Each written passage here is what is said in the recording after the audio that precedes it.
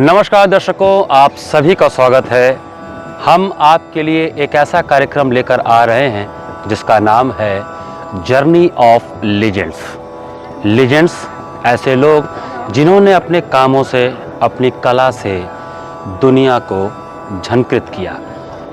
हम इस समय काशी नगरी में गंगा घाट किनारे खड़े हैं। काशी एक ऐसी नगरी, आध्यात्मिक नगरी, सांस्कृतिक नगरी और विश्व की सबसे प्राचीन नगरी है। इस नगरी ने ऐसे ऐसे महान पुरोधाओं को दिया है जिन्होंने अपने कर्मों के बल पर काशी नगरी का नाम भारत ही नहीं पूरे विश्व में रोशन किया। आज जर्नी ऑफ लीजेंड्स के इस कार्यक्रम में जिस शख्सियत को हम आपके सामने लेकर आ रहे हैं वो हैं प्रसिद्ध युगल गायन की जोड़ी पद्म भूषण पंडित राजन मिश्र और पद्म भूषण पंडित साजन मिश्र जी की इस जोड़ी के जो कलाकार हैं पद्म भूषण पंडित साजन मिश्र जी।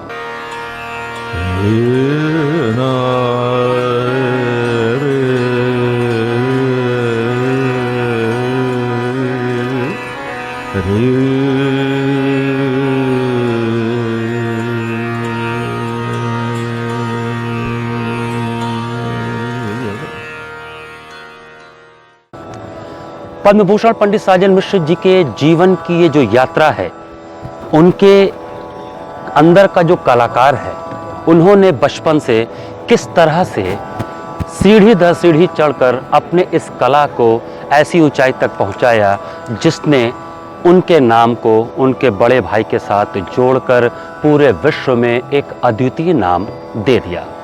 लीजेंड्स अर्थात पुरोधा अर्थात किंवदंती, ऐसे लोग जिनके बारे में लोग जानना चाहते हैं, महसूस करना चाहते हैं, समझना चाहते हैं कि उस ऊंचाई तक पहुंचने के लिए कितना मेहनत, कितना लगन और वो कौन सी यात्रा है जिस यात्रा को करके मनुष्य सफलता के उस मुकाम तक पहुंचता है। इस कार्यक्रम में हमारा मुख्य मकसद ये है कि केवल हम उन लेजेंड से आपकी मुलाकात ही न करावें, बल्कि उन लेजेंड्स के जीवन के एक एक परत के बारे में आपको जानकारी दें, ताकि हम समझ सकें कि हम सामान्य मनुष्यों के बीच से उठकर कोई इंसान सफलता की ऐसी बुलंदियों को कैसे छूता है और जिस शहर में वो इंसान जन्म लेता है उस शहर की मान मर्यादा और प्रतिष्ठा को किस तरह पूरे विश्व तक ले जाता है। तो आइए जर्नी ऑफ लीजेंड्स के अपने इस कार्यक्रम में हम पद्म भूषण पंडित साजन मिश्र जी के जीवन गाथा को लेकर आपके समक्ष प्रस्तुत हैं। चलिए आपको ले चलते हैं उस यात्रा में जिसने बनाया साजन मिश्र को पद्म भूषण पंडित साजन मिश्र।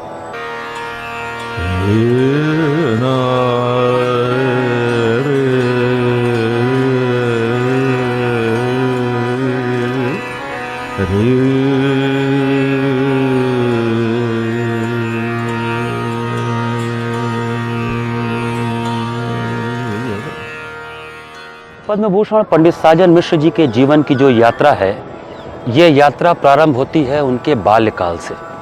बचपन में जब कोई मनुष्य जन्म लेता है तो बचपन से ही वो लीजेंड नहीं होता, लेकिन उसके आसपास का माहौल, वो वातावरण, वो संस्कार, वो उसकी शिक्षा उसको उस मुकाम तक पहुंचाती है जिस मुकाम के लिए हर इंसान सपने देखता है।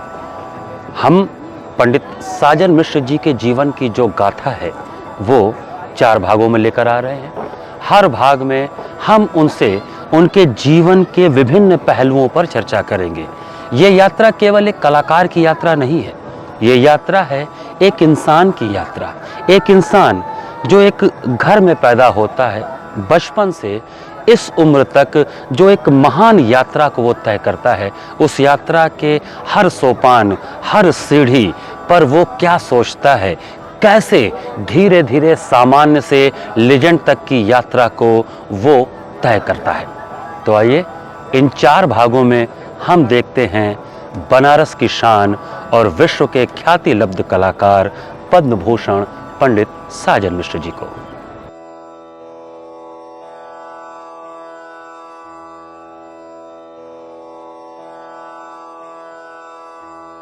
नमस्कार पंडित जी। नमस्कार अमित जी, कैसे हैं? आज बहुत सौभाग्य का बात है मेरे लिए कि आज मैं विश्व के जाने माने युगल गायकों की जोड़ी के जो गायक हैं पद्म भूषण पंडित साजन मिश्र जी से बात कर पा रहा हूं। उनके जीवन और उनके सांगीतिक कला की जो यात्रा है उसके विविध आयामों पर हम लोग बात करेंगे। आपका बहुत बहुत स्वागत है पंडित जी। धन्यवाद। पंडित जी, सबसे पहला प्रश्न, आप बनारस से हैं, बनारस में आपने जन्म लिया, काशी नगरी जो कि आध्यात्मिक और सांस्कृतिक और सांगीतिक नगरी है। काशी नगरी को अगर डिफाइन करना हो तो एक कलाकार की हैसियत से, एक इंसान के रूप में आप कैसे इसको डिफाइन करेंगे? देखिए, काशी बहुत पौराणिक नाम है। उसके बाद आधुनिक नाम में बनारस हुआ और उसके बीच का एक नाम है वाराणसी जी। तो ऐसा कहा जाता कि वरुणा और अस्सी का नदी का मिलन जो है वो वाराणसी है जी। तो काशी जो है बहुत ही पवित्र नगरी है जी। और ईश्वर साक्षात यहाँ वास करते हैं, ऐसा बहुत बड़ा बिलीव है। पूरे काशी वासियों का बिलीव है और हम लोगों का भी वही बिलीव है। तो जहाँ साक्षात ईश्वर वास करता है वहाँ का वातावरण, वो अगर आप थोड़े से नेचर के साथ जुड़े हुए व्यक्ति हैं तो उसका आभास आपको हो सकता है जी। बशर्ते आप प्रकृति को प्रेम करते हो। प्रकृति के नाम पे यहाँ पे सबसे बड़ी मोक्षदायिनी गंगा है जी। भगवान शिव के जटा पे विराजमान है जी। सभी लोग जानते हैं, विदित होता है जी। और ये एक तरह का वनस्थली था। पौराणिक काल में ये वनों के रूप में इसका विकास हुआ था जी। और ऐसा कहा जाता है कि आपके मैदागिन तक गंगा बहती थी जी। बाद में उसको पाटते पाटते पाटते चौक और मैदागिन सब चीज़ का विकास हुआ और गंगा आज इतनी दूर चली गई जी। और ये एरिया जो कबीर चौरा है जी, ये वनस्थली था। वन के रूप में इसका विकास हुआ और यहाँ आके कबीरदास जी बस गए, क्योंकि बहुत ही सुंदर वातावरण था जी। और काशी में सबसे बड़ी बात है कि ये स्थान और जगह की अपेक्षा थोड़ा ऊंचा है जी। तो यहाँ बाढ़ का पानी का भी खतरा नहीं था जी। और फिर कलाकार की भी बस्ती थी यहाँ पे जी। कलाकार लोग भी हमारे ख्याल से 700-800 वर्षों से यहाँ रहते हुए जी आए हैं, जैसा कि हम लोगों को बताया गया है, हमारे पूर्वजों ने बताया है जी। तो एक तो कबीर का सत्संग उनको मिला जी और दूसरे संगीतकार थे जी। तो संगीत तो ईश्वर की वाणी है जी, ईश्वर को करीब ले जाती है, ईश्वर के करीब ले जाती है जी। तो काशी बड़ा दिव्य स्थान है जी। तो उसकी अनुभूति की जा सकती है, उसको अभिव्यक्त करना बहुत कठिन है, बहुत कठिन है, क्योंकि इतिहासों से भी पुरानी है। इसके इतिहास के बारे में भी पता करना हो कि आदि देव महादेव की आदि देव महादेव हैं। और ऐसा कहा जाता है, कुछ पुराणों में जिक्र है कि पहले ये विष्णुपुरी थी जी। फिर बाद में शिव और सारे बड़े बड़े देवी देवताओं को यहाँ आमंत्रित किया गया था कि कितनी सुंदर जगह है जी, और यहाँ विष्णु जी निवास करने लगे हैं, पसंद आ गया है, तो सभी को बुलाया गया। तो उस समय शंकर भगवान इतना खुश हो गए जगह देख के जी। वो बोले प्रभु हमको दे दीजिए ये। तो बोले अरे यार मैं बड़े मुश्किल से इस जगह को ढूंढा हूँ। तो ऐसा भी है कई पुराणों में जिक्र कि कुछ उन लोगों का वार्तालाप, कटु वार्तालाप हुआ या युद्ध हुआ, क्या हुआ जी। फिर उसके बाद अंततः शंकर भगवान को ये स्थान प्राप्त हुआ जी। तो ये बड़ी मोक्षदायिनी नगरी है और मस्त नगरी है जी। यहाँ की जो बनारस के लोगों की अपनी मस्ती है जी, वो एक अपने आप में बहुत बड़ा प्रतीक है काशी का जी। पंडित जी, बनारस नगरी में आप जन्म लिए और आप और आपके बड़े भाई पंडित राजन मिश्र जी पिछले 53-54 साल से विश्व के सांगीतिक मंचों पर अपनी कला का प्रदर्शन कर रहे हैं। आपकी संगीत यात्रा किस उम्र से प्रारंभ हुई और पहला मंच प्रदर्शन आपने किस उम्र में किया?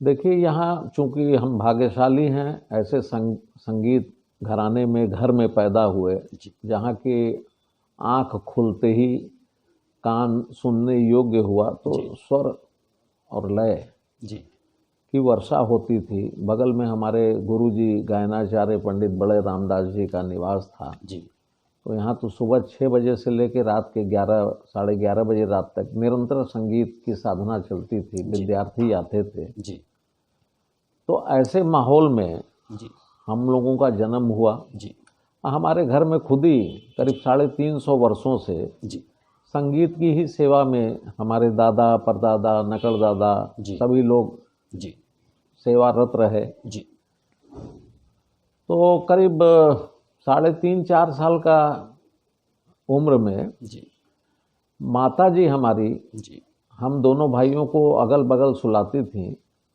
और सर्वप्रथम गुरु कहा जाए तो माता जी थीं। और उन्होंने अपना मोहन जागो भोर भइलवा, भैरव की बंदिश है, जी वो सुनाती थी।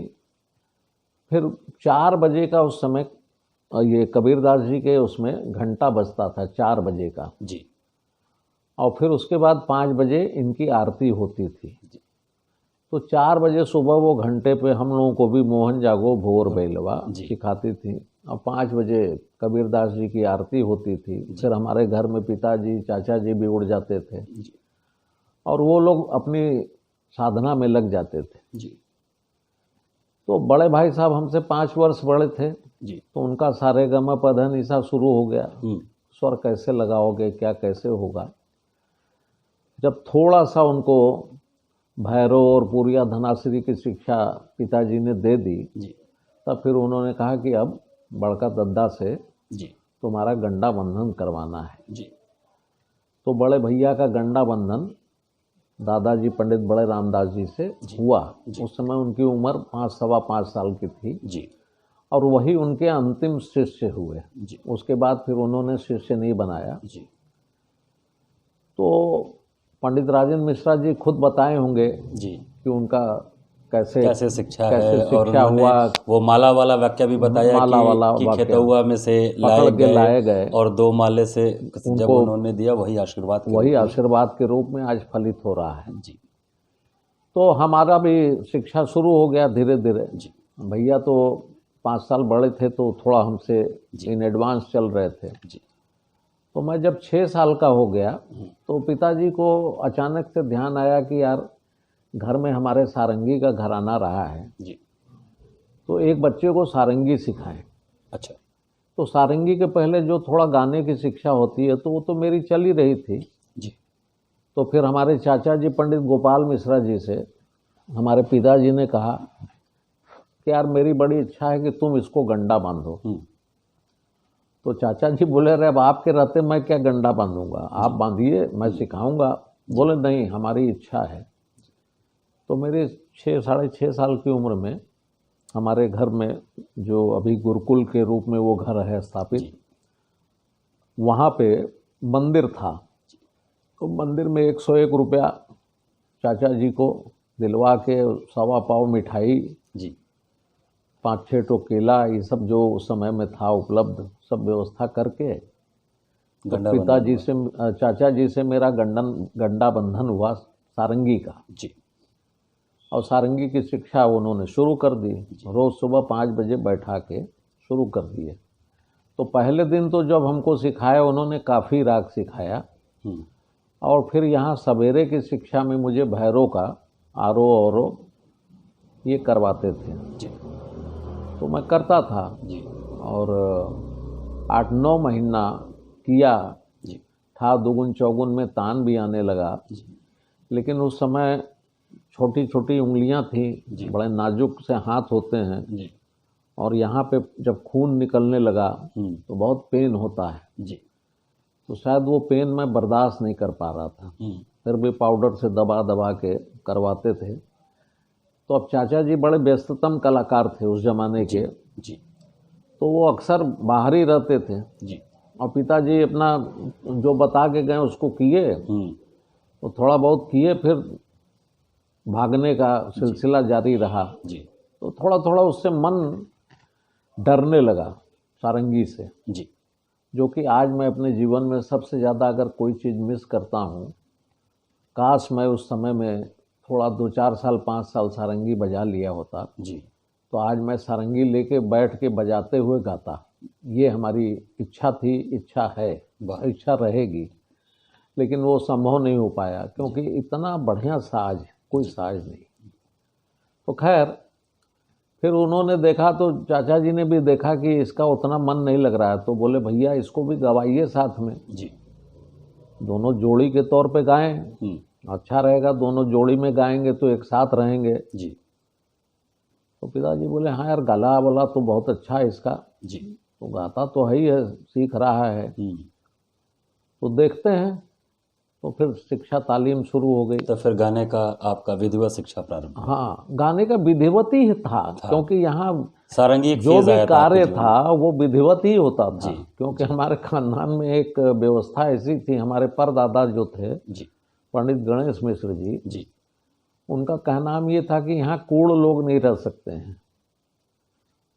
तो उसी डिसिप्लिन में हमारे दादाजी अपने बच्चों को पाले, पंडित हनुमान मिश्र, पंडित गोपाल मिश्र जी को, और उसी डिसिप्लिन में हम लोगों को भी हमारे पिताजी चाचा जी ने पाला। जी। तो शिक्षा तो चल ही रही थी जी। भाई, भैरव गा रहे हैं, तोड़ी गा रहे हैं, बैरागी भैरव गा रहे हैं, ये सब चल रहा था। जी। शाम का मुल्तानी और तुम्हारे भीम पलासी ये सब चल रहा था। रात के राग में पूरिया धनाश्री चल रहा था। अपने मारवा पूरिया भैया को बहुत पसंद था, जी। तो वो गाते थे तो मैं भी पीछे पीछे गाता था। जी।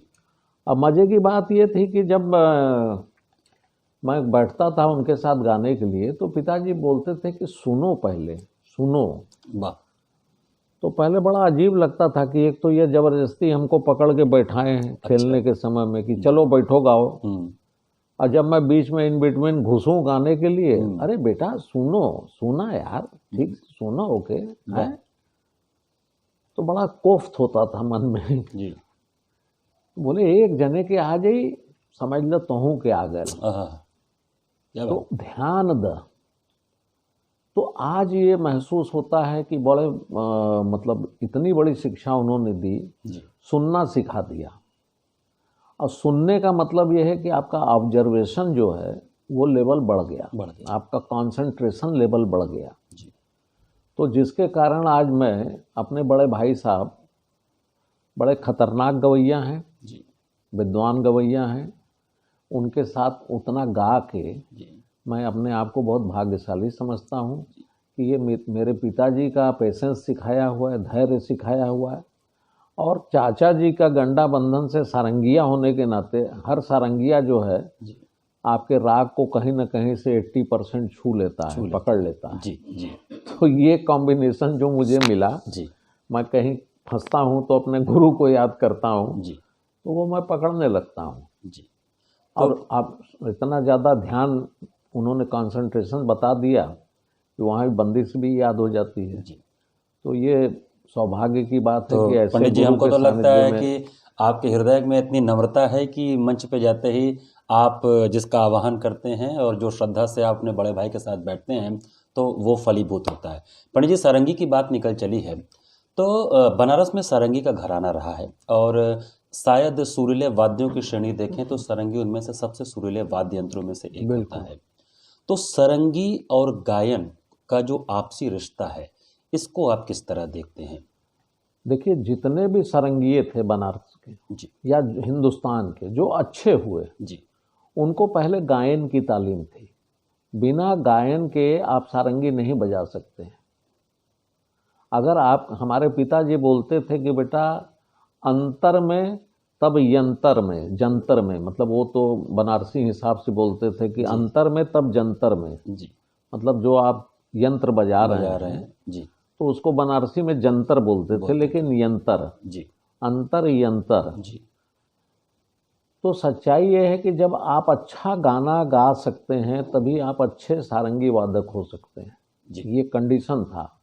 और बनारस में जितने बड़े बड़े विद्वान हुए जी। सब अच्छे गायक थे, जी। सब अच्छा सारंगी बजाते थे। तुम्हें शायद ज्ञात नहीं होगा, पंडित बड़े रामदास छोटे रामदास जी जी। बहुत अच्छे सारंगी वादक थे। जी, वो जिक्र किया है पंडित जी ने, पंडित राजेंद्र मिश्रा जी ने उसका जिक्र किया कि कलकत्ता के कार्यक्रम में उन्होंने सारंगी बजा के दिखाया जो काम हाँ, कर सारंगी वादक से ले लिए। जी।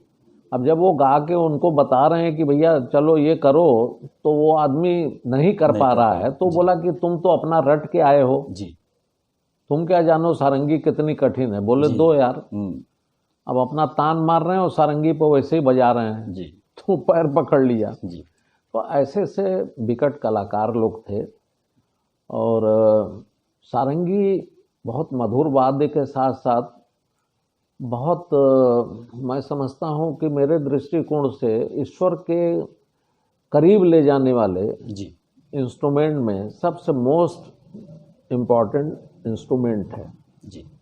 मुझे ऐसा एहसास होता है अपने सुरीलेपन के कारण, अपने सुरीलेपन के कारण, लेकिन उस सुर की साधना में बहुत तप लगता है, बहुत तपस्या करना पड़ता है। जी। और वही होता है जब आपके अंदर में रहेगा वो सुर की पुकार, जी। तब आपके सारंगी में वो पुकार आएगा। जी। पंडित जी, आप जब छोटे थे, जब आप अपना करियर शुरुआत कर रहे थे, उस जमाने में बहुत बड़े बड़े विद्वान, कलाकार, गायक, तबला वादक, सितार वादक, सारंगी वादक और बनारस ही नहीं पूरे विश्व में थे। तो आपने उस पीढ़ी को देखा है, उस पीढ़ी का तपस्या कैसा था, अपने संगीत के प्रति उनका रुझान कैसा था, और आपने किनको आदर्श माना कि हमको ऐसे लोगों से कुछ लेना चाहिए, वो मेरे आदर्श हैं? देखिए, उस जमाने में सौभाग्य से पंडित ओमकारनाथ ठाकुर जी को देखने का मुझे अवसर मिला। जी। और उस्ताद नजाकत सलामत खां साहब को देखने का अवसर मिला, उस्ताद अमानत अली, फतेह अली खां, बहुत सारे गायक, पंडित भीम सिंह जोशी जी, पंडित विनायक राव पटवर्धन जी, ऐसे ऐसे कलाकारों का। और ख़ास करके विनायक राव पटवर्धन जी बहुत करीबी थे हम लोगों के, परिवार से भी उनका बड़ा प्रेम था। जी। और अक्सर वो मिर्ज़ापुर जाते थे। बनारस में तो होता ही था कार्यक्रम, लेकिन सावन के महीने में मिर्ज़ापुर 5 दिन का झूला उत्सव होता था। अच्छा। तो उसमें पिताजी चाचा जी जाते थे, तो हम लोग भी जाते थे। तो 5 दिन उनका गाना होता था, कभी चाचा जी बजा रहे हैं, कभी पिताजी बजा रहे हैं, शांता प्रसाद जी जा रहे हैं। जी। तो उनकी सादगी, उनकी सहजता ने असर किया जी।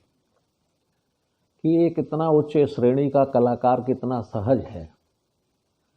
और पिताजी ने, हमारे आदर्श तो सच्चाई से देखे जाए तो पिताजी हैं। जी। हमारे पिताजी का जो शिक्षा की पद्धति थी, जी। वो हर बड़े कलाकारों का नाम लेके बताते थे कि बेटा कैसी सच्चाई थी उनके सुर में। जी। कि सड़ज लग रहा है तो लग रहा है कि 100 वाट का बल्ब जल गया। जी। तोड़ी का रिसब लग रहा है फैयाज खां साहब का, तो लग रहा है कि 200 एक साथ रोशनी पैदा हो गई, ट्यूबलाइट जल जाए। जी। तो अब उसको हमको वो विज़न करा रहे हैं, उनको दर्शन करा रहे हैं। जी। तुम्हारे पर नाना जी पूरिया का मध्यम लगा देते थे तो लगता था कि बेटा कोई 2 मन का पत्थर रख दिया है। तो कहने का तात्पर्य है कि उस मध्यम में कितना वजन होगा, उस तोड़ी के ऋषभ में कितनी पावर, कितनी शक्ति होगी कि 200 ट्यूबलाइट जल जाए। कहने का तात्पर्य है। अब मिठाई लाल जी के बारे में बोल रहे हैं कि बेटा ऐसे गवैया हुआ कि खाली इतना ऐसे हुआ, 3 सप्तक की तान आई, स्पीड सोचो। और ऊपर से एक एक दाना गिन लो, सारे गम प ध नि सा रे ग म प म ग रे सा नि ध प म ग रे सा, अगर तान आया है तो एक एक मोती के दाने की तरह आया है। तो ये सब उदाहरण देके और ये सब दर्शन करवा के वो दर्शन करवाते थे कि फैयाज खां साहब बेटा ऐसी टोपी लगाए हुए हैं, ये शेरवानी पहने हैं, ये मेडल लटक रहा है, ये बीरू जी आ रहे हैं, ये टोपी, ये शेरवानी, ये मेडल, यहाँ से पान टपक रहा है, ये कंठे बब्बा आ रहे हैं। तो ये सब जो दर्शन उन्होंने करवाया, अब उन लोगों को तो, अब बीरू जी को तो नहीं देखा, फैयाज खां साहब को नहीं देखा, लेकिन उनके निगाह से देख लिए। जी। क्या है, हाय रे बेटा, बड़े गुलाम अली खां हम्म, पटना में सीढ़ी चढ़ रहे हैं, 5 सीढ़ी के बाद वहाँ पे रुक गए। हाँ, बोले बेटा मेरा सुरमंडल लाओ यार। अब वहाँ पे बैठ गए, सीढ़ी पर बैठ के गा रहे हैं। वाह। वो इश्क पैदा करो कि पेट पर रख के सुरमंडल गाए जा रहे हैं, हाँ, हाँ, तो वो तो संभव नहीं हो पाया अपने जीवन में। हम लोग बड़े सामाजिक रिश्तों में घिर गए, जी। लेकिन हमारे पिताजी, इन लोगों ने उस जीवन को जिया है, जी। और उसका दर्शन आप लोगों को कराया, दर्शन कराया। और हर वही इंसान का, उस जमाने के कोई ऐसे बड़े कलाकार नहीं हो जिनका उन्होंने दर्शन न कराया हो। केसर बाई जी से लेके सिद्धेश्वरी देवी जी को तो सुना हमने, उनको देखा, और बड़ी सहज महिला थी और बड़ी विद्वान महिला थी। जी। जी। तो बहुत सारे लोगों को देखने का, सुनने का मौका मिला, और उनका कहना यही था कि बेटा कभी क्रिटिक बन के मत जाना, संगीत सुनने जाना तो एक विद्यार्थी बन के जाना, जी। तो कुछ पा सकोगे, और नहीं तो तौलने लगोगे कि अरे यार ये मध्यम ठीक नहीं लगा था, जी। हाँ एक छटाक कम देखा था, जी। जो मैक्सिमम लोग कर रहे हैं। हाँ करते हैं। जी। उनका अपना सोच है या उनकी अपनी शिक्षा है, लेकिन हमारे पिताजी ने यही कहा जी। कि बेटा विद्यार्थी बन के जाना, और जब स्टेज पर बैठना तो उस्ताद बन के गाना। सामने तुम्हारा गुरु भी हो तो उसको भी शिष्य समझो, जी। तो वो एक कॉन्फिडेंस है। जी। और नहीं तो सामने भीमसेन जी बैठे हुए, हीराबाई बड़ोत्कर बैठी हुई हैं, जी। हैं, जी। बसंतराव देशपांडे जी बैठे हुए हैं, जी। ऐसे ऐसे विद्वान बैठे हुए हैं, हम लोग गा रहे हैं, जी। तो आधा तो ऐसे ही नशा उतर जाए आपके गाने का। जी। लेकिन वो शिक्षा काम आई, वो कॉन्फिडेंस। हाँ, कि बेटा जब स्टेज पर हो तो तुम उस्ताद हो, जी। जो इतना सीखे हो उसको प्रस्तुत करो। जी। तो इस तरीके से जो शिक्षा हुई, बहुत भाग्यशाली हैं हम लोग कि ऐसे पिता के घर में, ऐसे चाचा के घर में जन्म हुआ। जी। तो आज उसका फल है, लगे हुए हैं। बस अब यही प्रयास है कि सुर लग जाए। जी। सुर लग जाए की बात आ गई पंडित जी। अक्सर देखा गया है कि मैंने भी सुना है, मैं तो बहुत छोटा उम्र में, लेकिन आप लोग के गाने के बारे में, आप लोग का जो युगल गायन है, पंडित राजन मिश्रा जी, पंडित साजन मिश्रा जी, ये वो नाम है जिसने ख्याल गायकी को एक नया आयाम दिया। जैसे उस्ताद अमीर खां साहब के बारे में बोला जाता है कि ख्याल गायकी के बड़े सिद्धस्त कलाकार थे, उनके बाद बड़ी लंबी चौड़ी लिस्ट है, सूची है, लेकिन आप दोनों लोगों का जो ख्याल गायकी है वो अलग है, और विश्व के लोग इसको एक अलग नज़रिया से देखते हैं। क्या उसमें बनारस के आध्यात्म का जो स्वरूप है उसका भी योगदान है? बाबा विश्वनाथ का आशीर्वाद है? बिल्कुल, घर की बिल्कुल। शिक्षा का आशीर्वाद है? घर की शिक्षा आध्यात्मिक नगरी है। जी। और क्या है कि बनारस में एक बड़ा भारी कैनवस रहा। बनारस में एक से एक जो विद्वान लोग हुए, जी। बहुत लोगों को सुनने का अवसर नहीं मिला। हाँ, हमारे मौसा जी पंडित हरिशंकर मिश्र जी को सुनने को मिला, हमारे दूसरे मौसा जी पंडित श्री चंद्र मिश्र जी को सुनने का अवसर मिला, पंडित दामोदर मिश्र जी को सुनने का अवसर मिला। तो उन गानों में भी, जैसे आज का गायन है, लोग गाते हैं, या पहले के लोग भी गाते थे, कैसे ख्याल को भरेंगे, कैसे क्या करेंगे। और बनारस में एक चीज़ की ये भी शिक्षा थी कि लड़ंत गड़ंत उड़ंत, जी, कि गाड़ के भी गाना है, लड़ के भी गाना है, और उड़ंत भी है। तो ये सब चीज़ें जो थी जी। और चारों पट की गायकी थी, ध्रुपद धमार से लेके छंद प्रबंध से लेके ध्रुपद धमार, ख्याल, टप्पा, ठुमरी, दादरा, चैती, कजरी, तो इतना बड़ा कैनवस। तो पर्टिकुलर एक एक कैनवस पे एक एक लोगों ने अपनी अपनी तस्वीरें उतारी थी जी।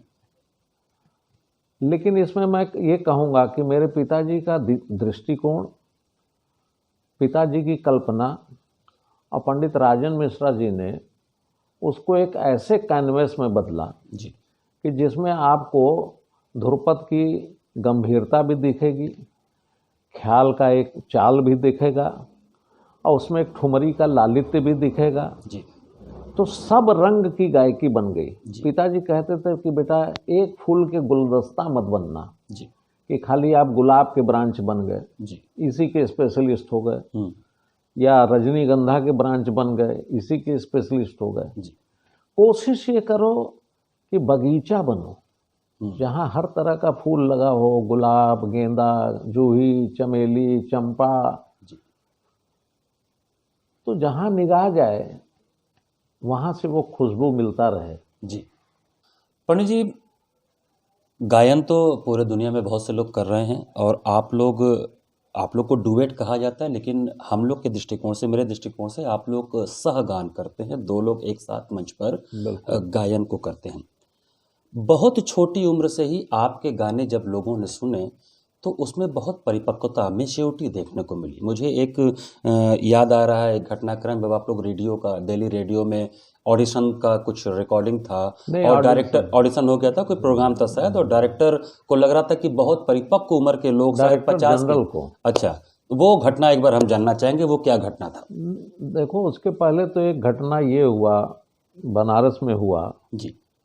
हम लोग बहुत छोटे थे, हमारी उम्र होगी साले, हमारे ख्याल से 10 साल 11 साल। जी। मेरे से 5 वर्ष बड़े हैं भैया। तो हम लोग एक बार पंडित किशन महाराज जी के जी। घर पे गा रहे थे। जी। तो उन्होंने बड़ा ध्यान से सुना पहली बार, और पूरी बिरादरी वहाँ थी। जी। तो उन्होंने कहा कि बेटा बहुत खुश रहो, तुम लोग 40 साल की उम्र का गाना गा रहे हो अभी। तो ये तो पहले उनसे आशीर्वाद स्वरूप मिला। और बनारस के कई विद्वानों ने बहुत प्रशंसा की। डॉक्टर राजभान सिंह जी थे सितारिया, उन्होंने पब्लिकली खड़ा होकर कहा संकट मोचन में 1967 में जी। कि अब बनारस में एक अच्छे गायक आ गए हैं जी। और आप सभी से प्रार्थना करता हूँ कि आशीर्वाद दीजिए दोनों बच्चों को कि यशस्वी हों। जी। तो उस समय उस जमाने के सभी कलाकार वहाँ पे उपस्थित थे। बीएचयू के सारे, डॉक्टर लालमणि जी, गंगराडे जी, यहाँ से हमारे मौसा जी, ये लोग भी हम लोगों का हौसला अफजाई के लिए गए थे। पिताजी, चाचा जी, जालपा भैया, गणेश उपा, सभी विद्वान थे और सब लोगों ने आशीर्वाद दिया। तो ये 73 की बात है। हम लोग रेडियो में, दिल्ली रेडियो से ए ग्रेड हुए। तो पहला कार्यक्रम हम लोगों का संगीत सभा मिला। अच्छा। जो कि रात्रि में 10 से 11 होता था जी। तो हम लोग गए साहब। अच्छा, वो लाइव होता था, अब तो रिकॉर्डिंग होने लगा, उस जमाने में लाइव होता था एकदम ठीक। 10 बजे शुरू हो जाए, 11 बजे खत्म हो जाए, उसी बीच में वो 1-1.5 मिनट का अनाउंसमेंट हो जाए जी। तो हम लोग जब गा के अपने आए इसमें ड्यूटी रूम में जी, तो ड्यूटी रूम में चेक मिलता था जी। तो ड्यूटी रूम में आए तो उसने कहा कि डायरेक्टर जनरल साहब का फ़ोन आया था जी कि आप लोगों से बात करना है जी। और वैसे बाय द वे आपकी उम्र कितनी है जी? तो उस समय मैं 17 साढ़े 17 साल का था जी। 21-22 साल के भैया थे हमारे जी। तो भैया ने बताया तो बोले अच्छा। तो भैया बोले ठीक है, कल हम लोग उनसे अपॉइंटमेंट लेके मिल लेंगे जी। बोले नहीं, वो बोले कि अभी बात कराओ। तो भैया बोले अरे इतना रात में बात करवाना, वो भी डायरेक्टर जनरल से। बोले नहीं साहब, उन साहब का हुक्म है तो करना पड़ेगा। मिला दिया। वो सेन साहब थे जी। आप लोग कहाँ से हैं? तो हम लोगों ने बताया बनारस से हैं। फिर चाचा जी का नाम जी। अच्छा, पंडित गोपाल मिश्रा जी के बेटे हैं, भतीजे हैं जी। कल आप लोग आइए हमारे ऑफिस में, आपको देखना चाहते हैं जी। तो दूसरे दिन हम लोग जो है गए साहब उनके ऑफिस में जी। तो कपूर साहब थे, उनके पर्सनल सेक्रेटरी थे। वो लेके हम लोगों को गए तो नीचे से ऊपर देखा उन्होंने 2 बार जी, क्योंकि उनको विश्वास ही नहीं हो रहा था। बोले भाई आप लोगों की उम्र तो बहुत कम है और बड़ा परिपक्व गाना गा रहे हैं जी। तो हम लोगों ने यही कहा कि भाई सब गुरु का कृपा है, सब माँ सरस्वती की कृपा है जी। तो कपूर साहब से बोले कि कपूर साहब इन लोगों को मंगल वार्षिक कार्यक्रम दीजिए जी। अब पहला ही एक कार्यक्रम हुआ था मंगल वार्षिक जी। तो उस समय आचार्य बृहस्पति जी प्रोग्राम डायरेक्टर हुआ करते थे जी। तो बोले बृहस्पति जी को बोलिए कि इन लोगों का मंगल वार्षिक नाम चढ़ा दें जी। तो कपूर साहब उनके ऑफिस गए तो वहाँ आचार्य बृहस्पति जी नहीं थे। जी तो प्रोग्राम का जो रजिस्टर था वो उठा लाए। जी। बोले सर वो तो है नहीं। तो बोले लिख दो, आप ही लिख दो, मैं साइन कर देता हूँ। तो साइन कर दिए वो, एक मंगलवार देख के जो खाली था। जी तो आचार्य बृहस्पति जी आए तो बहुत एक बार नाराज हुए जी कि भाई इतने कम उम्र के लड़के और अभी फिलहाल उनको एक ही कार्यक्रम मिला है और आप मंगलवारसी दे रहे हैं। मंगलवारसी उस जमाने में उसको जूनियर नेशनल प्रोग्राम बोलते थे। अच्छा। तो सेन साहब बोले आप तो दे दिए हैं जी और आप भी सुनिएगा। तो उन्होंने भी सुना तो उनका भी आशीर्वाद मिला। जी तो हम लोगों के जीवन में आकाशवाणी का बहुत बड़ा रोल रहा है, जी क्योंकि दिल्ली में हमारे गॉडफादर नाम का कोई चीज़ नहीं थे। नहीं थे।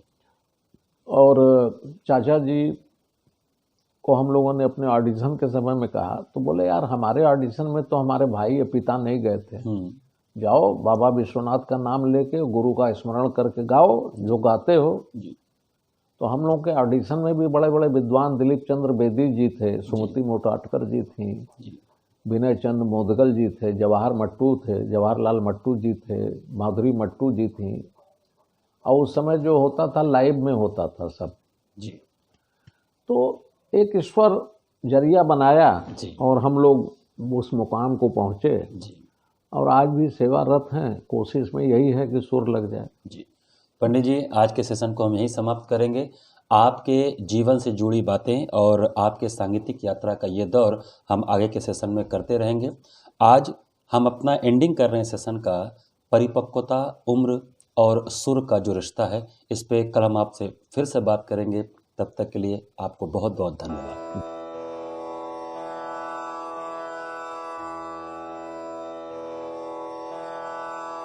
पंडित जी नमस्कार। आज हम दूसरे सेशन में आपके साथ बैठे हैं। कल आपसे हमने जो वार्तालाप किया था, उस वार्तालाप में आपके बाल्यकाल और आपके सांगीतिक जीवन के कुछ पहलुओं को हमने छुआ था। कल हमारा जो बात समापन हुआ था वो इस विषय पे हुआ था कि बड़ी छोटी उम्र में आप लोग के गायन में एक परिपक्वता, एक मैच्योरिटी दिखी, जिसका एक उदाहरण भी कल आपने बताया था दिल्ली के आकाशवाणी का। पंडित जी, मेरा प्रश्न ये है कि क्या संगीत जगत में परिपक्वता या मैच्योरिटी उम्र की मोहताज होती है या तपस्या पर निर्भर करती है? अमित जी बहुत बहुत धन्यवाद, आप आए फिर से। नमस्कार। देखिए मैच्योरिटी जो है, अगर एक अच्छे संस्कार में आपका जीवन शुरुआत होता है जी तो वो संस्कार जो है आपको बहुत मैच्योर्ड कर देता है। जी तो हम लोग बहुत भाग्यशाली हैं, जैसा कि कल भी हमने कहा कि हमारे घर में ऐसा वातावरण था और बहुत डिसिप्लिन था। खास करके हमारे पिताजी बहुत ही मेंटेन रखते थे डिसिप्लिन को। जी गाने बजाने के समय में गाना बजाना करिए, बात करने के समय में बात करिए, खाते समय कितना बात करना चाहिए नहीं करना चाहिए, जी चादर कैसे बिछाया जाए ये भी सिखाया उन्होंने। मतलब कोई ऐसी विधा नहीं है जो उन्होंने न सिखाई हो कि बाथरूम को आपको साफ कैसे रखना है। जी तो इस वातावरण में जीवन का विकास हुआ। जी तो अगर आपको बचपन से इन सब बातों को शिक्षा दी जाती है जी तो आदमी खुद ब खुद धीरे धीरे समझदार होता जाता है, मैच्योर्ड होता जाता है। जी तो मैच्योरिटी इस दृष्टि से आई। और बाल्यकाल का अपना बचपना भी था, जी लेकिन गाने बजाने को लेके उनके अंदर में जो ये था कि भाई सीरियस होके गाओ, 1 घंटा गाओ, लेकिन उस 1 घंटे में तुमको और दूसरे विचार नहीं आने चाहिए। तो पहले तो विचार बहुत तेज भागते थे, मन का वेग जो है वो बहुत ही तेज है। जी गाते गाते डीएवी दिखता था कि वहाँ गुल्ली डंडा चल रहा है या क्रिकेट चल रहा है या फुटबॉल चल रहा है, जो खेलते थे। जी तो वो गुरु ऐसा था कि वो देख लेता था कि इसके विचार इस समय भाग रहे हैं, जी मिसिंग हो रहा है, जो मैं समझा रहा हूँ वो सुनाई नहीं दे रहा है। जी वो कान पकड़ लेते थे और कान भी इतना बढ़िया पकड़ते थे कि शाम तक फूल के इतना बड़ा हो जाता था। जी तो कई बातें ऐसी होती ना कि कहा जाता है ना कि क्या भूत, वो लात के भूत बात से नहीं जी मानते, जी, लातों के भूत बातों से नहीं मानते। बातों से जी नहीं मानते। जी तो एक आध चांटा पड़ जाता था या जांग पे मार देते थे, ऐसे जी। पंजा तो पांचों उंगली छप जाती थी। जी प्यार भी करते थे, जी लेकिन वो आपको जगाने के लिए है। कान पकड़ना या जंघे पे हाथ मार देना, आप जागरूक अवस्था में रहिए, बैठे रहिए। जी पीठ पे भी एक आध मुक्का पड़ जाए, ऐसे बैठे हुए हैं, जी सीधे होके बैठो, रीढ़ की हड्डी सीधी होनी चाहिए। जी तो इतने तरह से उन्होंने हम लोग को संस्कार दिया जी कि एक समझ, एक मैच्योरिटी एक कम उम्र में जी आ गया। जी और अपने समाज के भी लोगों ने शिक्षा दिया। जी एक हमारे चचा लगते थे पंडित भैरव प्रसाद जी। जी तो एक बार ऐसे ही खेल रहा था मैं, जी अचानक से याद आ गया। तो मैं ऐसे कबीरदास जी के चबूतरे पे अपने बच्चों दोस्तों के साथ में खेल रहा था, जी और वो नीचे से जा रहे थे। जी तो अब स्वभावतः, मतलब हमारे बड़े हैं तो आदत तो था ही, जी तो हमने कहा पालागी चच्चा जी इधर नीचे उतरो। नीचे उतरे हम। तो बोले क्या बोले हो? हमने कहा पालागी चच्चा। बोले बेटा पालागी का मतलब समझते हो?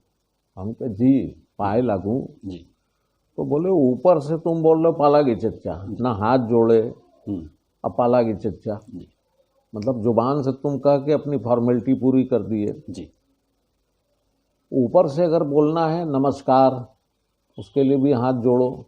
पायलागी करना है तो उतर के पैर को छुओ। जी तुम तो पढ़े लिखे लड़के हो और हनुमान प्रसाद मिश्रा के लड़के हो यार, ये कौन सी गलती कर रहे हो? जी तो एक शिक्षा मिल गया। जी तो शिक्षा ऐसे मिलता है और उसको आप कैसे ग्रहण करते हैं, ये आपके ऊपर डिपेंड करता है। जी अब मैं किसी विद्यार्थी को जी समझाता हूँ या बड़े भाई साहब समझाते हैं, आज कम से कम 35-40 साल से हम लोग शिक्षा भी दे रहे हैं। जी जो विद्यार्थी आते हैं जी तो उसमें बड़े बिरले लोग होते हैं जो श्रवण करते हैं।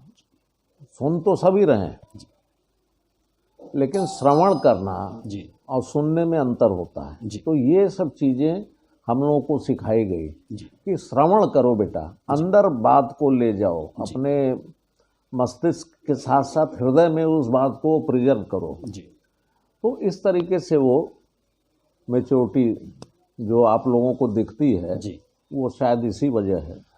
पंडित जी, यूँ तो पूरे विश्व में बहुत से युगल गायक हुए, बहुत से डुएट गाने हम लोगों ने सुने, लेकिन जो आपकी जोड़ी पंडित राजन मिश्र जी और पंडित साजन मिश्र जी की जो जोड़ी है और आपका जो गायन है, वो कानों के माध्यम से हृदय में उतरता है। तो ये जो यात्रा है, क्योंकि बहुत से लोग सुर में गाते हैं, लेकिन आपके जब गायन को सुना जाता है तो वो थोड़ा समाधि की ओर ले जाता है। एक चेतना का जो हमारा स्तर होता है वो थोड़ा आध्यात्मिक हो जाता है। ये किस तरह का तपस्या है? इस तपस्या के पीछे का क्या राज है? तपस्या ये है कि आप जिस दिन सरेंडर हो जाएंगे, जी सरेंडर भाव में आ जाएंगे, जी कर्ता वो है, आप एक जरिया भाव में आ जाएंगे कि हम तो एक जरिया हैं उसके, जी तब ये संभव है। जी और दूसरा ये है कि आपका हमेशा संगीत कर रहे हैं, जी माँ सरस्वती की आराधना कर रहे हैं, गुरुओं की आराधना कर रहे हैं, तो उस समय आपका प्रार्थना भाव, जी आपके हृदय में प्रार्थना भाव होना चाहिए, जी ना कि किसी को चमत्कृत करने के लिए जी आप बैठे हुए हैं। जी आप प्रार्थना के भाव में बैठे हैं तो उसमें वो अध्यात्म जुड़ जाता है। जी तो हम लोग के गाने का यही है कि हम किसी को चमत्कृत करने नहीं बैठे हैं, हम अपने संगीत को, अपने अंदर बैठे हुए परमात्मा को जी रिझाने का कोशिश करते हैं। जी और जो हमारे हृदय के तारतम्य से जुड़ जाते हैं लोग, उनको भी वो हृदय तक स्पंदित करता है, जी क्योंकि उनके भी हृदय में कहीं ना कहीं वो स्पंदन है। जी तो आप मान लीजिए कि 1000 की ऑडियंस है, तो उसमें से 100-200 लोग उस श्रेणी के हैं जी। जिनके हृदय में एक आराधना, प्रार्थना, जी। श्रद्धा, ये सारी बातें हैं, जी। तो वो तुरंत हमसे कनेक्ट हो जाते हैं। जी। तो यही है कि अगर आप जैसे सुधी श्रोता हों जी। और वो हमारे साथ जुड़ जाते हैं, जी। कारण यही है कि हमारा उनका हृदय एकात्म हो जाता है। जी। तो अगर आप प्रार्थना भाव में संगीत को करेंगे जी। और सचमुच का प्रार्थना भाव, दिखावे का नहीं, प्रिटेंशन नहीं होना चाहिए। जी। आप किसी का पैर छूते हैं तो प्रिटेंड करके मत छूइए, दर्शाने के लिए मत छूइए। जी। आप गा रहे हैं तो प्रिटेंड करके मत गाइए जी। कि मैं तो बहुत ही बड़ा एकदम नम्र हूँ। नम्र हूँ। जी। वो तो आपके गाने से प्रकट होगा, जी। आपके व्यवहार से प्रकट होगा। जी। तो इन सब बातों को बहुत समझाया गया और उस पर अपना भी अध्ययन शुरू हुआ जी। और रिजल्ट यही निकलता है कि आनंद हमारा भी बढ़ रहा है, लोगों का भी आनंद बढ़ रहा है, जी। तो अपने को भी आनंद आ रहा है। जी। यही रहस्य है। पंडित जी, श्रोताओं की बात उठी है तो हम ये जानना चाहेंगे, तकरीबन विश्व के अधिकतर देशों में, विश्व के अधिकतर देशों के शहरों में, भारत के अधिकतर शहरों में, भारत के बी टाउन शहरों में कई जगह पे आपने अपने कार्यक्रम को प्रस्तुत किया है।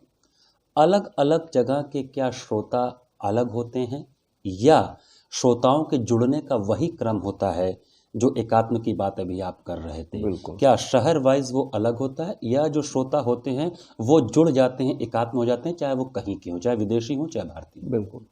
नहीं, देखिए, हर जगह के जो श्रोता हैं, जी। जैसा कि आपसे अभी हमने उदाहरण तक कहा कि 1000 में से 200 आदमी जुड़ जाते हैं, जी। 150 आदमी जुड़ जाते हैं, जी। तो ऐसे ही पूरे विश्व में है। जी। हर जगह उस हृदय के मतलब आदमी मिल जाते हैं जिनसे मेरा तार जुड़ जाता है, तारतम्य बन जाता है, जी। तो वो जुड़ जाते हैं। जी। अब जो बायस्ड मेंटलिटी रख के आए हुए हैं जी। कि चलो आज जरा देखें कैसा गा रहे हैं राजन साजन, जी। तो उनके ऊपर असर नहीं होगा, नहीं होगा। क्योंकि वो कसम खा के आए हैं कि वो कि कमी हमको वो देखेंगे। तराजू पे तौलेंगे जी। कि गंधार सही लगा कि नहीं, मध्यम सही लगा कि नहीं। जी। तो जो तराजू लेके आएगा जी। वो कभी गाने बजाने का एंजॉय नहीं कर सकता है। जी। एंजॉय वही कर सकता है जो कि कल हमने कहा था कि आप विद्यार्थी बन के बैठिए जी। तो आप आनंद ले सकते हैं। जी। पंडित जी, संगीत के जगत में एक पात्रता की बात होती है कि जब गुरु के पास कोई शिष्य जाता है तो अक्सर कहा जाता है कि अपना जो रिसेप्टिविटी है, जो ग्रहण करने की क्षमता है, वो बढ़ा के जाना चाहिए। सबसे बड़ा कारण कैसे होगा कि कोई भी शिक्षार्थी अगर गुरु के पास जाए तो उसकी पात्रता अर्थात ग्रहण करने की क्षमता ज़्यादा हो, और क्या उसके बीच में अहंकार एक रोड़ा होता है? हाँ, बहुत बड़ा रोड़ा होता है, जी। क्योंकि अपना सेल्फ कॉन्फिडेंस जो है जी। वो बहुत अच्छी बात है, सेल्फ कॉन्फिडेंस आना, जी। लेकिन उसमें अहंकार की बू नहीं होनी चाहिए। जी। आप बहुत अच्छा गा रहे हैं या बहुत अच्छा एंकरिंग कर रहे हैं, आप बहुत अच्छे पत्रकार हैं, बहुत अच्छा लिख रहे हैं, उसमें लोगों की तारीफ से आप फूले मत समाइए, जी। क्योंकि तारीफ ही होगा, जी। आपके मुंह पे कोई बुराई करने वाला नहीं है। जी। सिर्फ गुरु एकमात्र होता है जो बुराई कर देता है। जी। तो अब सवाल इस बात का उठता है कि शिष्य, आप अगर संगीत करना चाहते हैं तो पहले तो आपको एकदम विनम्र हो जाना चाहिए। जी। जब आप विनम्र होंगे, जैसे कि मिट्टी का एक लोंदा है, जी। उसको आप एक आकार दे सकते हैं, जी। उसमें आँख, नाक, कान, मुंह सब कुछ गढ़ सकते हैं। जी। तो जब आप आइए गुरु के पास तो बिल्कुल अपने सारी चीज़ों को छोड़ के एक मिट्टी का गोला बन के आइए, वो भी गीला मिट्टी। जी। गीला मिट्टी का तात्पर्य आप समझ रहे हैं। जी। तो जब इस भाव में आएंगे कि जो है आप हैं, जी। तब तो आपकी ग्रहण क्षमता बढ़ जाएगी। जी। और आप पहले ही से मिट्टी के पुतले बने हुए हैं, जी। हम सभी मिट्टी के ही पुतले हैं, जी। और वो भी आग में तप के आए हुए हैं, जी। एकदम कठोर वाला। कठोर वाला। जी। तो फिर आपके ऊपर हमारी कही हुई बातें या किसी भी गुरु की कही हुई बातें का कोई असर नहीं होता नहीं है। हो। जी। तो पहले तो विद्यार्थी को जल समान हो जाना चाहिए। जी। अब हम लोग अपने गाने में क्या करते हैं कि जैसे गंगा में गंगा का बहाव है ना, जी। उस तरीके से अपने आप को ढीला बदन छोड़ देते हैं जी। और वो ले जाता है किनारे, कहीं न कहीं लगा देता है। जी। तो गला उसने दिया है, जी। उसके जब हम सुपुर्द हो जाते हैं प्रार्थना भाव में, जी। तो वो कार्यक्रम करवा देता है। जी। और उसके बाद लोग आके, अब तो ऐसी स्थिति हो गई अमित जी, मैं अपनी बात कर रहा हूँ कि मुझे आके, भाई कोई बुराई करेगा नहीं, सब प्रशंसा करेंगे, अरे पंडित जी आज क्या गाए हैं, आज क्या सुर लगा है, अरे अरे कमाल हो गया पंडित जी। जी। तो मुझे घबराहट होने लगी, अच्छा। मुझे अब प्रशंसा से घबराहट होने लगी। ठीक है भैया, हो गया गुरु की कृपा से, प्रभु की कृपा से, आप लोगों के प्यार से हो गया, जी। इतना ही हम कह सकते हैं, इतना ही कहते हैं। जी। क्योंकि प्रशंसा ज़्यादा हो जाना जी। लोगों को खराब भी कर देता है। बहुत सारे ऐसे अच्छे कलाकार आए जी। और प्रशंसा के चलते बिगड़ गए, जी। उनका जीवन शैली सब कुछ बिगड़ गया और उनके अंदर एक अहंकार आ गया, अकड़ आ गई जी। कि हमसे आगे कौन है। जी। तो ऐसा नहीं होना चाहिए। हम लोगों के बचपन, मतलब कि बचपन क्या, 22-24 साल की उम्र में पंडित किशन महाराज जी बजा लिए हम लोगों के साथ, तो ये हमारा तो सौभाग्य है। जी। अब हम उसी में अकड़ जाए कि अरे हमारे संगे तो किशन महाराज जी बजूले हुअन, जी। अल्लाह रखा खां बजूले हुअन, जाकिर बजूले हुअन। जी। अरे जो भी बजाया उनका स्नेह, प्यार, आशीर्वाद मिला, जी। वो हमको सपोर्ट किए। जी। तो इस भाव में जब आप उतर जाएंगे जी। तो फिर आपका आनंद बढ़ जाएगा। जी। कई लोग होते हैं कि हम तो उनके साथ बजा लिए, उनके साथ गा लिए, उनके यहाँ चले गए, अमेरिका में गा के आ गए, लंदन में गा के। भैया गाओगे ही, तुम जी। सीख रहे हो तो गाओगे ही, जी। और कुछ अच्छा हो तभी तुमको बुलाया भी जा रहा है। जी। लेकिन प्रयास ये करना चाहिए कि आज बम्बई में मान लीजिए कि कोई कॉन्फ्रेंस हो रहा है, एक बार आप गा के आ गए, तो कम से कम 10 बार आपको अगर बुलाया गया, तब तो आप अपने आप में थोड़े से फूल सकते हैं। जी। थोड़े फूले न समाये हो सकते हैं। जी। अब एक बार सवाई में गा के आ गए, और फिर पूरी जिंदगी बैठे रहे, सवाई में बुलाए नहीं गए। जी। या डोबर लेन में एक बार गा के आ गए, बजा के आ गए, फिर दोबारा आपकी एंट्री नहीं हुई। जी। तो उसका कारण खुद में खोजना चाहिए। जी। कि आप पूरे हिंदुस्तान में गा बजा रहे हैं और हर जगह आपको दोबारा, तिबारा, चौबारा बुलाया जा रहा है। जी। तो वो आकर्षित हो रहे हैं तभी बुला रहे हैं, बिना आकर्षण के कोई नहीं बुलाता है। जी। तो कहने का तात्पर्य यह है कि जितना आप माइल्ड रहेंगे, जितने विनम्र रहेंगे, अहंकार विहीन हो जाएंगे, तो जब आपका ईगो मिटेगा तब ईश्वर वहाँ प्रकट होता है। जी। पंडित जी, अब मैं मंच की थोड़ा बात करूँगा। जब आप लोग मंच पे होते हैं, कई बार ऐसे वाक़ये हुए हैं कि आप लोग कार्यक्रम के पहले थोड़ा मनन करते हैं, फिर सुर लगाना शुरू करते हैं। क्या उस दौरान अपने बुजुर्गों को, अपने गुरुओं को या पुराने विद्वानों को आप आवाहित करते हैं मंच पे, उनसे आज्ञा लेते हैं? क्योंकि कई बार ऐसा होता है कि जो एक बड़ा कलाकार होता है, जो मंच पर होता है, वो याद करता है कि आज उनको याद वो आ जाएं। तो ऐसा आप लोग के साथ भी होता है, जिसको आवाहन कहा जाए उन विद्वानों का? बिल्कुल होता है, और बिल्कुल हम लोग करते हैं, आवाहन करते हैं। जी।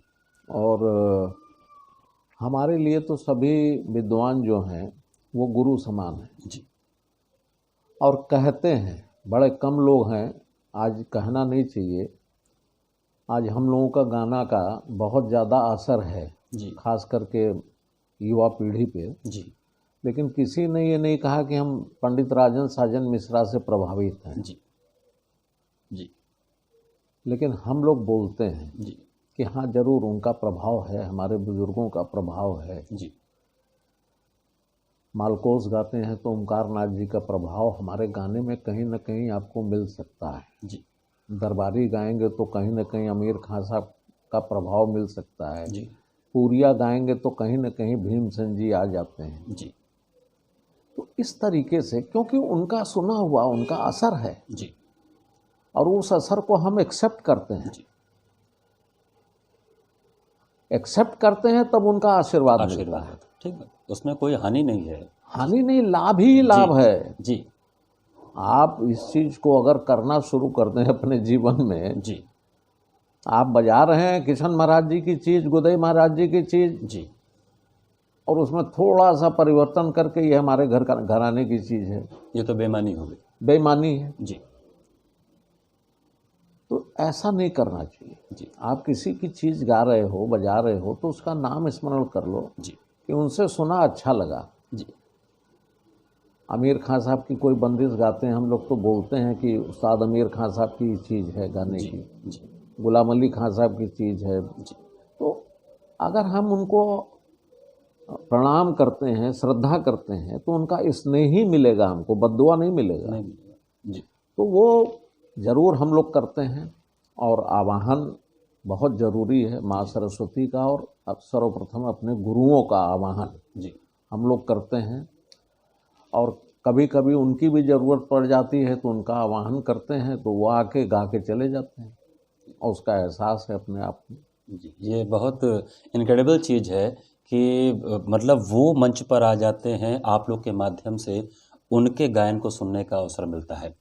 पंडित जी, मेरा अगला प्रश्न ये है कि युगल गायन तो हम लोगों ने बहुत सुना, जिसको अंग्रेजी में डुएट बोलते हैं। आपसे पहले भी बहुत से लोगों ने डुएट गाए हैं, बहुत से नाम हैं। लेकिन जब आप दोनों भाई मंच पर बैठते हैं तो कहीं से भी युगल नहीं, एक दिखते हैं, एक लगते हैं, ना एक दूसरे को इशारा करते हैं, ना कोई टाइमिंग। मतलब ये जो एक अनुभव है, ये एक बारगी बड़े जी अगर मतलब पंडित राजन मिश्र जी शांत हुए तो आप शुरू हो जाते हैं, आप शांत हुए तो वो एक दूसरे को देखते भी नहीं। ये जो तारतम्य है, ये जो संबंध है, ये कैसे विकसित हुआ? ये बड़ा बड़ा अनूठा है, बहुत अलग है। इस पे हम थोड़ा प्रकाश डालें। ये प्रेम और श्रद्धा का विषय है। जी एक तो वो मेरे बड़े भाई हैं, जी तो प्रेम ऐसे ही है, श्रद्धा है। गुरु तुल्य भाई हैं। जी पिताजी से तो मैंने जो सीखा ही सीखा, लेकिन अपने भाई से भी मैं सीखता हूँ, जी स्टेज पर भी सीखता हूँ, अभी तक सीखता हूँ। जी तो वो एक दृष्टिकोण डेवलप हो गया अंदर। तो उसमें क्या है कि वहाँ कंपटीशन नाम की चीज़ ख़त्म हो जाती है जी कि हम फाइट करने बैठे हैं जी कि वो एक तान मारेंगे तो हम भी एक तान मारेंगे, वो चार तान मारेंगे तो हम भी चार तान मारेंगे। तो ऐसा कोई भावना नहीं है। जी हम एक दूसरे को सुनते हैं, कॉम्प्लीमेंट करते हैं, और बड़ी एक प्रभु की कृपा है। आपको शायद मालूम हो न मालूम हो, ताज्जुब की बात है, कुछ है ईश्वर की कृपा जी कि उनको खांसी आएगा तो मुझे भी खांसी आएगा, जी उनको बुखार आएगा तो मुझे भी बुखार आएगा, जी उनको अगर कोई बीमारी होती है तो वो मुझे भी बीमारी हो जाती है। जी तो कहीं ना कहीं हम लोग एकाकार हो गए हैं। जी शरीर से दो हैं, जी लेकिन कुछ ईश्वर ने कुछ चमत्कार तो किया है, जी और प्रेम है।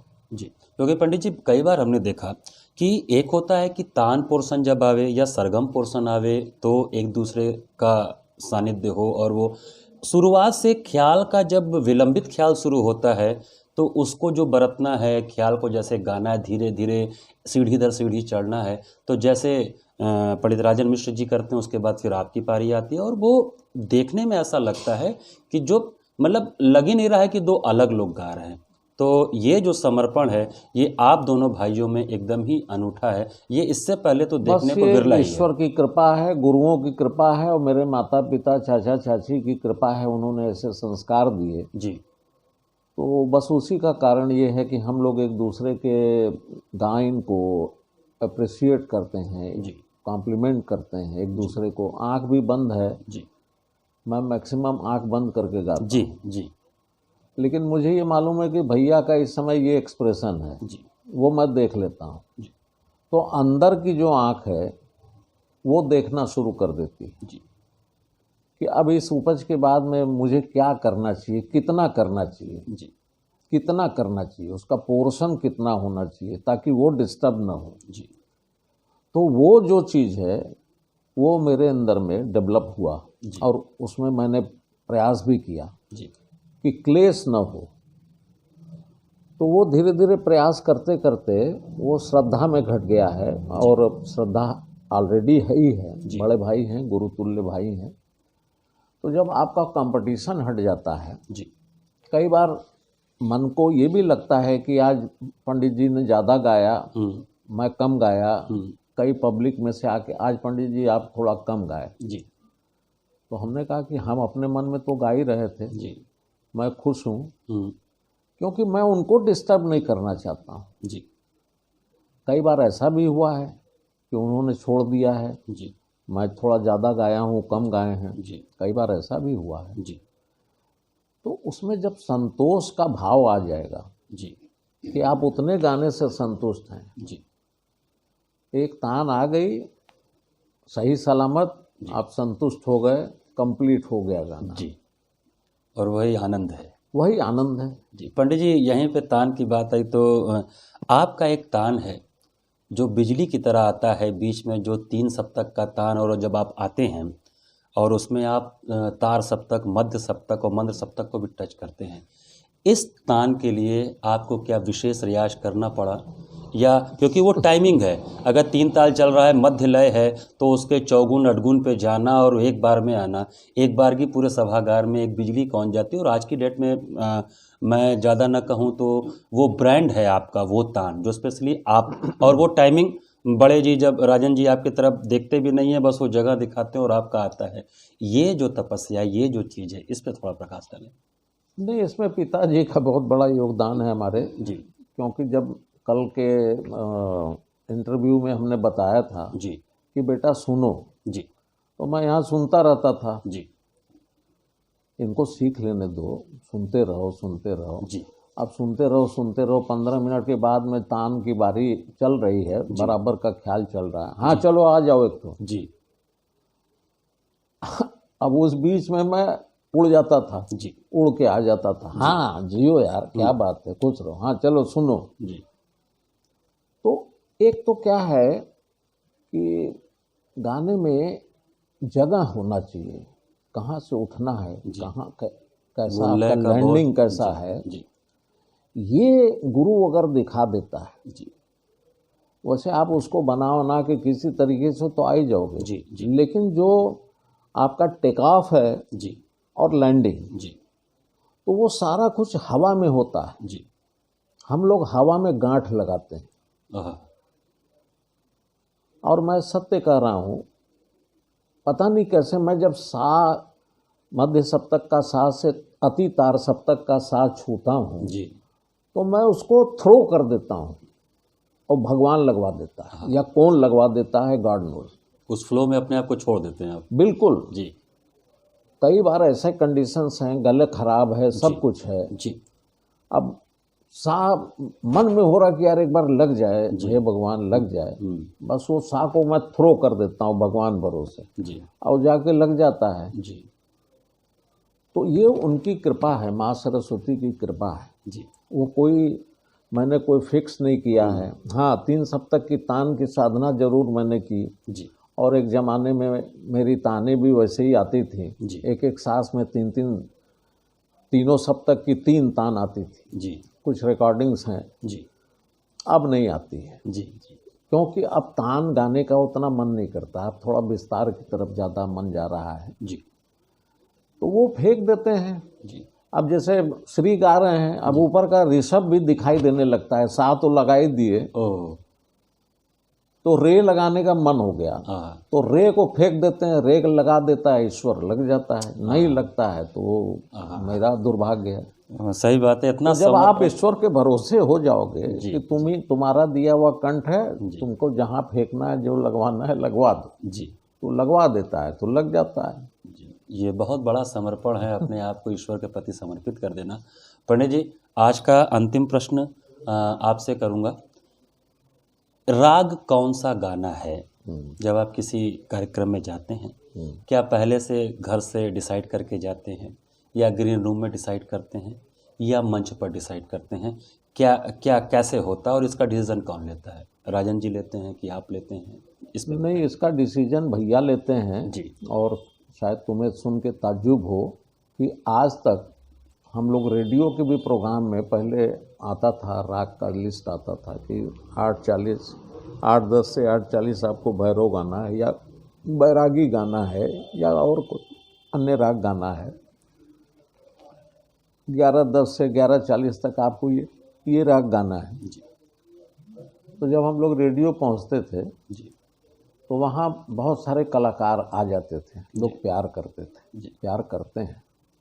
अरे पंडित जी बहुत दिन हो गया भटियार सुने हुए। तो प्रोग्राम के प्रोड्यूसर बोल रहे हैं, अरे भैरव लिखा हुआ है, काहे भटियार बोल रहे हैं। बोले अरे महाराज जो लिखा हुआ होता है, जो लोग अपना रियाज मार के आएंगे वो लोग गाएंगे। इन लोगों से तो फरमाइश पे सुने तो भैया तुरंत भटियार गा देंगे। तो वो फरमाइशी गवैया हैं। तो सारा डिसीजन उनका होता है। और कभी भी आज करीब 53-54 साल हम लोगों का स्टेज शेयरिंग हो गया है, आज तक कभी भी कोई राग डिसाइड नहीं हुआ है। ग्रीन रूम में आते हैं, मिलाते हैं, कई बार जो मिलाए हैं वो गा लेते हैं। नहीं कभी कोई आ गया, अरे पंडित जी ये सुने बहुत दिन हो गया, चलिए आज यही सुन लीजिए। तो ये बहुत बड़ा चैलेंज है और उस चैलेंज को हमारे बड़े भाई साहब एक्सेप्ट करते हैं। और मेरे लिए कई बार बड़ा विचित्र हो जाता है, क्योंकि ग्रीन रूम में थोड़ा रिहर्सल हो गया तो वो राग की एक छाया और वो बंदिश और वो कल्पना मेरा शुरू हो जाता है। और अचानक से आके कोई फरमाइश करता है तो मेरी कल्पनाएं सब धराशायी हो जाती हैं। लेकिन फिर चूँकि सरेंडर भाव में है, फिर हम कहते चलो यार कोई हर्जा नहीं है। बागेश्वरी गाने वाले थे, अब बिहागड़ा गाएंगे। भैया स्टेज पर जाते जाते बिहागड़ा गा लेते हैं। तो फिर बिहागड़ा का स्मरण करते हैं तो बिहागड़ा में घुस जाते हैं। अब मियाँ मल्हार मिला उला के गा के रिहर्सल करके स्टेज पर जाते जाते कलकत्ता में बोल रहे हैं कि गौड़ मल्हार गा लेते हैं यार। तो ये सब मेरे साथ पिछले 53-54 साल से वो प्रयोग कर रहे हैं। मैं भी पूंछ पकड़ के लटक के बैतरणी पार हो जाता हूँ। नहीं, और वो और इतना सटीक होता है कि उस विषय पे ये कह पाना बड़ा कठिन है कि ग्रीन रूम में ये राग डिसाइड नहीं हुआ होगा। पंडित जी, आज के दूसरे सेशन में आपसे बात करके बहुत अच्छा लगा। आज हमने आपके जीवन के कुछ और पहलुओं को छुआ। कल तीसरे सेशन में हम कुछ और बातों पर आपसे चर्चा करेंगे। तब तक के लिए नमस्कार, प्रणाम। नमस्कार, खुश। दर्शकों, जर्नी ऑफ लीजेंड्स की जो यात्रा है, ये जो कार्यक्रम है, ये कार्यक्रम हम ऐसे महान पुरोधाओं के लिए लेकर आए हैं जिनके बारे में जानने की जिज्ञासा आम जनमानस को होती है। लोग अमूमन इन लीजेंड्स को देखते तो हैं, सुनते तो हैं, लेकिन इन लीजेंड्स के जीवन की बारीकियों और उनके अंदर की जो यात्रा है उसके बारे में कम लोग जानते हैं। तो हम अपने इस कार्यक्रम के इस सेगमेंट में ऐसे ही लीजेंड से आपकी मुलाकात करवाते रहेंगे। तब तक के लिए नमस्कार।